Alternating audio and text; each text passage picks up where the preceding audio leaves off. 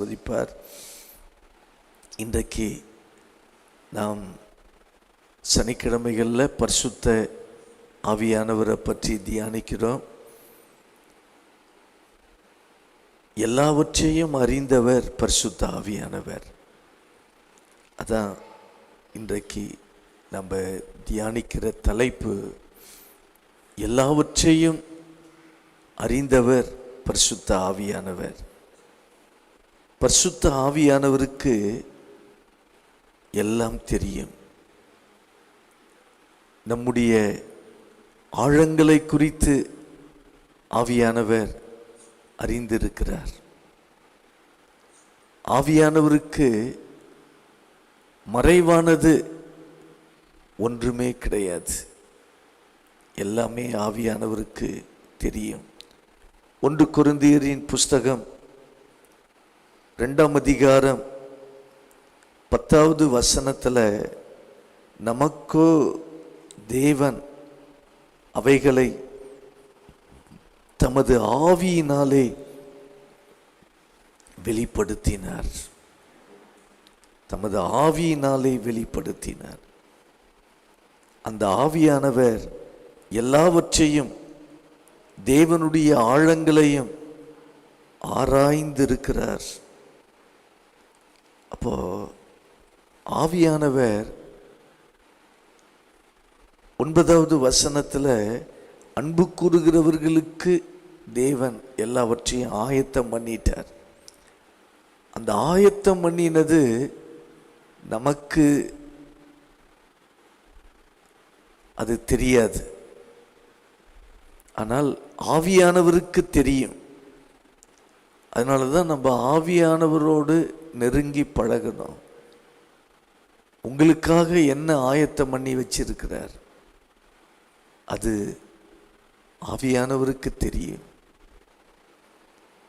அவர் எல்லாம் ஆயத்தம் பண்ணி விட்டார். தேவன் எல்லாமே ஆயத்தம் பண்ணி தான் நமக்கு ஆவியானவர் மூலமாய் அதை வெளிப்படுத்துகிறார், செய்கிறார். பரிசுத்த ஆவியானவர் எல்லாவற்றையும் அறிந்தவர். ஏதேன் தோட்டத்தை முதலாவது தேவன் ஆயத்தப்படுத்தினார். எல்லாவற்றையும் சிருஷ்டித்தார். அதன் பிறகுதான் ஆதாம் ஏவாளை ஆண்டவர் சிருஷ்டித்தார். ஏனென்றால் அவருடைய பிள்ளைகள் எல்லாவற்றையும் அனுபவிக்க வேண்டும் என்று முதல்ல சிருஷ்டிக்க வேண்டிய எல்லாவற்றையும் சிருஷ்டித்தார். எல்லாத்தையும் ஆயத்தப்படுத்திட்டார். அதன் பிறகு ஆதாம் ஏவாளை கர்த்தர் உண்டாக்கினார். ஏன்? அவர் சிருஷ்டித்த எல்லாவற்றையும் தன்னுடைய பிள்ளைகள் அனுபவிக்க வேண்டும். அதுதான் அவருடைய சித்தம். அதே போலதான் உங்களையும் என்னையும் சிருஷ்டிப்பதற்கு முன்பதாகவே ஆண்டவர் ஒரு வரைபடத்தை அவர் போட்டுவிட்டார். நம்மளை சிருஷ்டிப்பதற்கு முன்பதாகவே, நம்ம தாயின் வயிற்றில் பிறப்பதற்கு முன்பதாகவே ஒரு ப்ளூ பிரிண்ட்டை ஆண்டவர் போட்டுவிட்டார். ஆனால் இந்த சாதாரணமான கண் மூலமாய் அது நமக்கு தெரியாது, அதை பார்க்க முடியாது.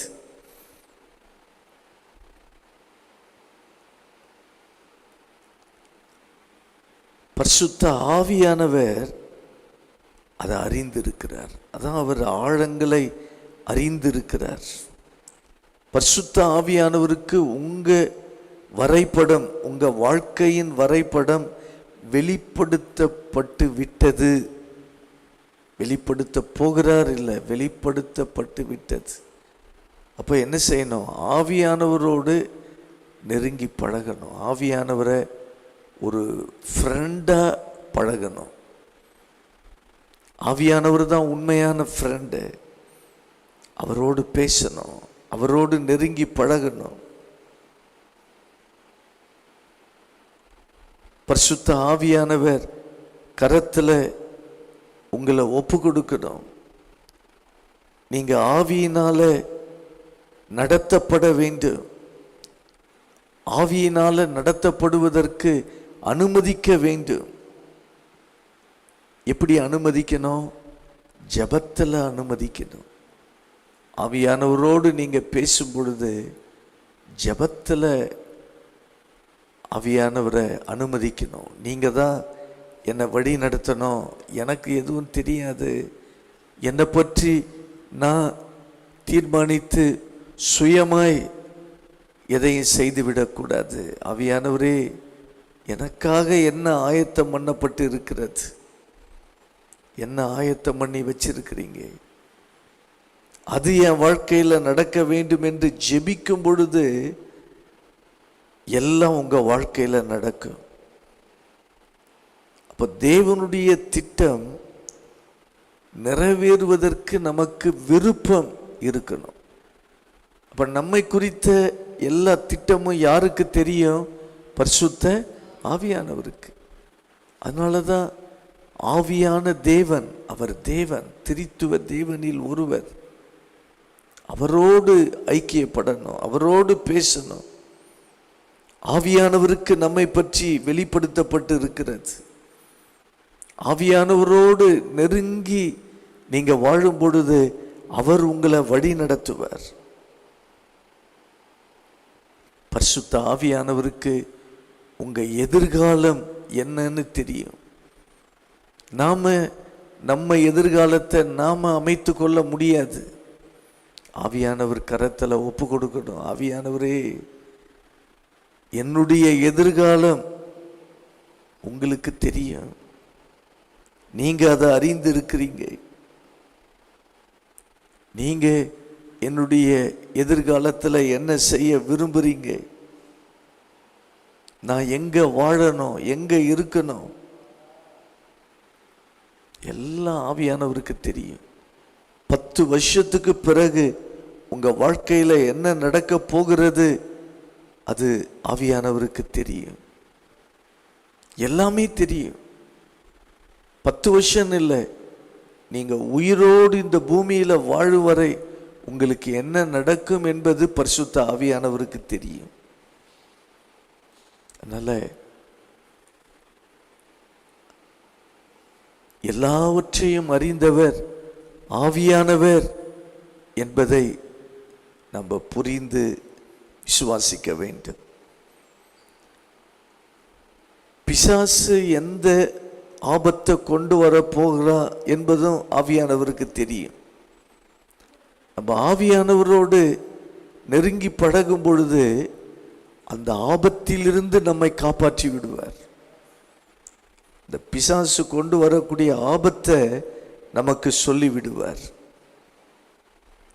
ஏன்னா அவர் எல்லா ஆழங்களை ஆவியானவர் அறிந்திருக்கிறார். இது சரி, இது சரியில்லை, இது என் மகனுக்கானது இல்லை, என் மகளுக்கானது இல்லை, இதெல்லாம் அவர் அறிந்திருக்கிறார். அவர் பாதுகாக்கிறவராய் இருக்கிறார். ஆவியானவர் தான் இம்மட்டும் பாதுகாத்து வருகிறார். எத்தனையோ ஜனங்கள் மத்தியில ஜாக்கிரதையாய் இருக்கும்படி ஆவியானவர் தான் உதவி செய்கிறார்.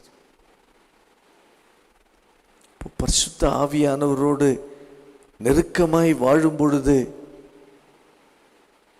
உங்களை வழி நடத்துவது அவருக்கு எளிமையானதாய் காணப்படுகிறது. உங்களுக்கு சாதாரணமாய் இருக்க போகிறது.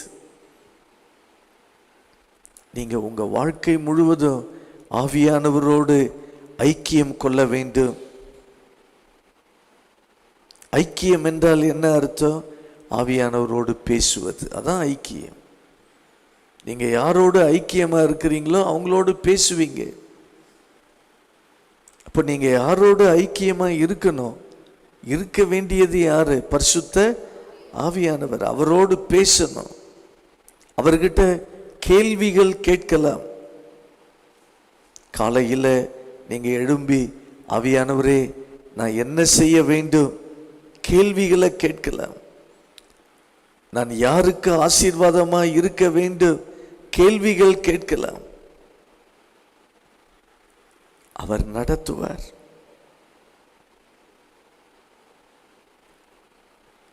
வேத வசனங்களை வாசிக்கும் பொழுது கேள்விகள் கேட்கலாம். இது எனக்கு புரியல ஆவியானவரே சொல்லிக் கொடுங்க.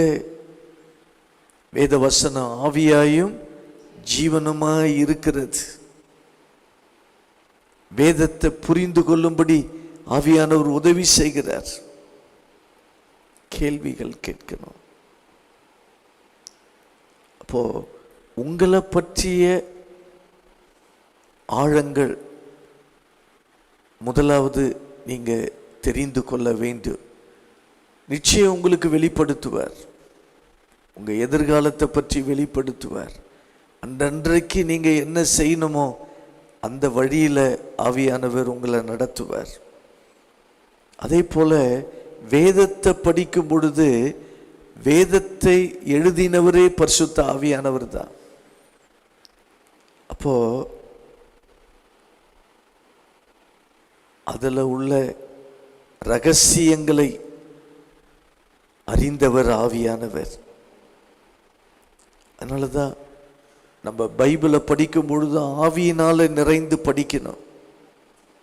பரிசுத்த ஆவியானவர் வெளிப்பாட்டின் ஆவியானவர். உங்களுக்கு அவர் வெளிப்படுத்த விரும்புகிறார். ரகசியங்களை உங்களுக்கு ஆவியானவர் வெளிப்படுத்தும்படி அவர் விரும்புகிறார். ஆவியானவருக்கு வேதத்தில் உள்ள எல்லா ரகசியங்களும் அவருக்கு தெரியும். நீங்க கேளுங்க, பரிசுத்த ஆவியானவரே எனக்கு போதியுங்க. நீங்க சொல்லும் பொழுது அவர் வெளிப்படுத்துவார். அவர் வெளிப்படுத்துகிறவராய் இருக்கிறார். அவரோடு நெருங்கி பழகுகிறவர்களுக்கு சத்தியத்தை மறைக்க மாட்டார். பரிசுத்த ஆவியானவரை ஃப்ரெண்டாக்கி பழகுகிறவர்கள் அவர்களுக்கு வேதத்தை அறிந்து கொள்ளும்படி உதவி செய்வார். உங்களை பற்றி வேதத்தில் என்ன எழுதப்பட்டு இருக்கிறது, உங்களுக்கான வார்த்தை என்ன, வாக்குத்தத்தங்கள் என்ன, அதெல்லாம் வெளிப்படுத்தி காட்டுவார். நம்ம ஆவியானவரோடு இணைந்து இருக்கணும். எதையும் ஆவியானவர்கிட்ட நீங்க சொல்லலாம், நீங்க பேசலாம். உங்க பலவீனமான காரியங்களை கூட பேசலாம். ஆவியானவரே என்னால் இதெல்லாம் முடிய மாட்டுது, என்னன்னு தெரியல, நான் பலவீனமா இருக்கிறேன், இந்த வசனத்தின்படி வாழ முடியல, நான் பலவீனமா இருக்கிறேன், அதை கூட சொல்லலாம். பாதகமான காரியங்களை சொல்லலாம். ஏன்னா எல்லாம் அவருக்கு தெரியும். ஒரு ஃப்ரெண்டு கிட்ட நம்ம எல்லாம் சொல்லுவது போல பரிசுத்த ஆவியானவரிடத்துல எல்லாவற்றையும் சொல்லணும். நெருக்கமாய் அவரோடு பழக வேண்டும். நீங்க ஆவியானவரோடு பழக பழக பழக தேவனுடைய திட்டம், தேவனுடைய சித்தம் உங்க வாழ்க்கையில நிறைவேற ஆரம்பிச்சிடும்.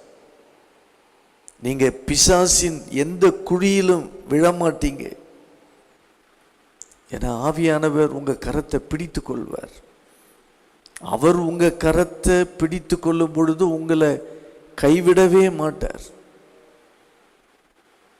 நீங்க ஆவியானவர் கரத்தை பிடிச்சாதான் கையை எடுக்கக்கூடிய சூழ்நிலைகள் வரும். அதனாலதான் அவர் நம்மளை பிடிச்சிருக்கிறார். அவர் கரம் நம்மை பிடித்திருக்கிறது. எங்க ஓடணும்னு நினைச்சாலும் அவர் கரம் நம்மை பிடித்திருக்கிறது.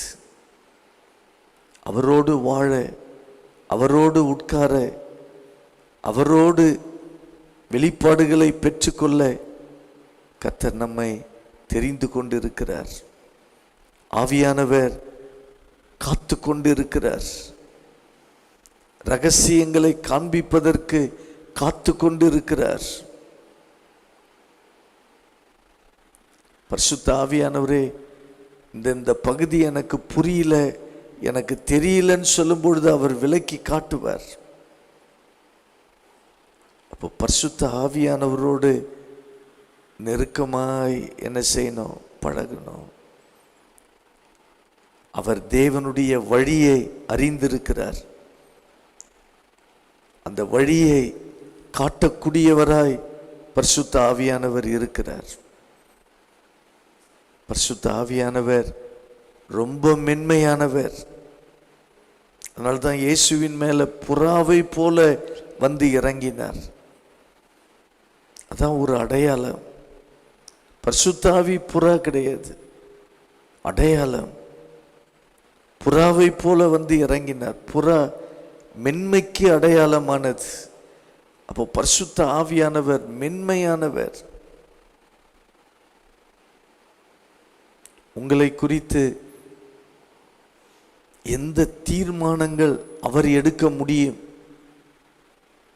அவர் தீர்மானிக்க இடம் கொடுக்க வேண்டும்.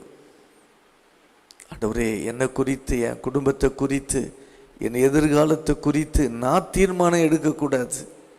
தீர்மானம் நீங்க எடுக்கணும். அப்போஸ்தலர் 13:2 பவுலையும் பர்னபாவையும் நான் அழைத்த ஊழியத்துக்கு பிரித்து விடுங்கள்.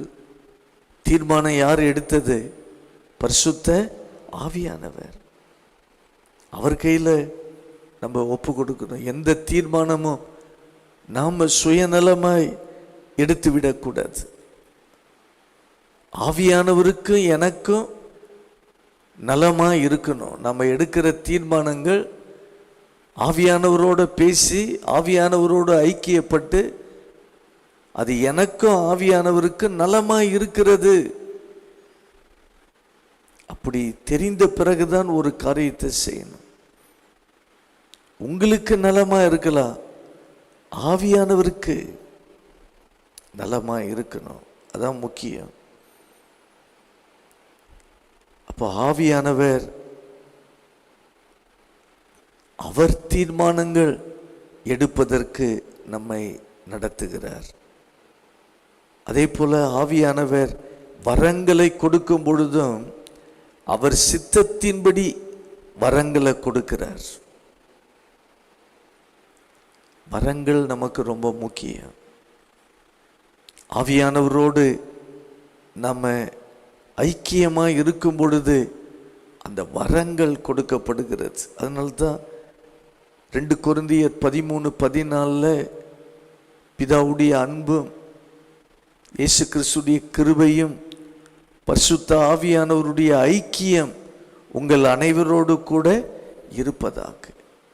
அது ஒவ்வொரு ஞாயிற்றுக்கிழமை ஆராதனை முடிவில் சொல்கிறோம்.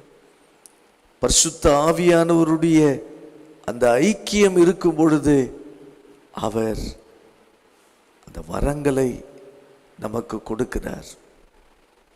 வரங்களை கொடுத்து வழி நடத்தக்கூடியவராய் இருக்கிறார். அப்போ ஆவியானவருக்கு நம்மை ஒப்பு கொடுக்க வேண்டும். ஆவியானவர் கரத்தில் நம்ம ஒப்பு கொடுத்தால் ஞானமானவர்களாய் இருப்போம். ஞானமா நடந்துக்கணும். ஏவாள் பழத்தை பார்த்தவுடன் இது ரொம்ப அழகா இருக்குன்னு அவளுடைய உணர்ச்சி தேவன் விலக்கிய விருட்சத்தை சாப்பிட வைத்தது. ஆவியானவர் அசைவாடி கொண்டிருந்தார். அவர்கிட்ட கேட்டு இருக்கணும். பரிசுத்த ஆவியானவர் வழி நடத்தி இருப்பார். இந்த கனியை சாப்பிடாத. அதனாலதான் ஞானம் உள்ளவர்களா நாம நடந்து கொள்ளணும்.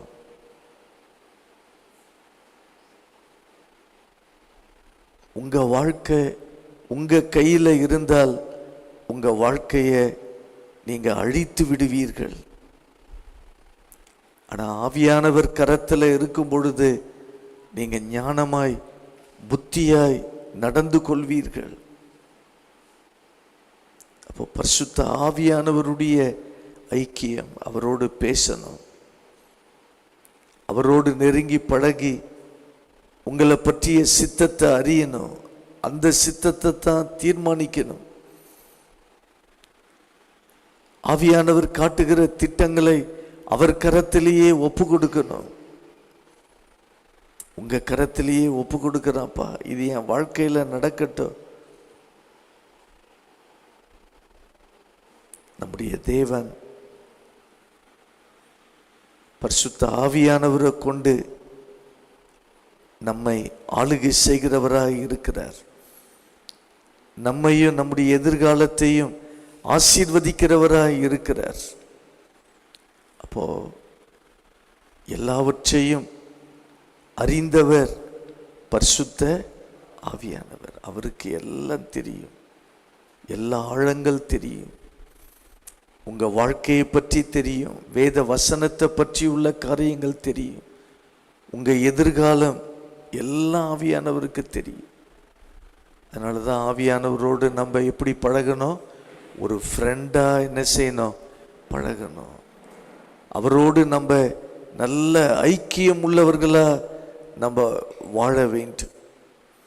அப்போ நீங்க ஆவியானவரோடு ஜெபத்தில் பழக பழக எல்லா ஆழங்களை அவர் வெளிப்படுத்துவார்.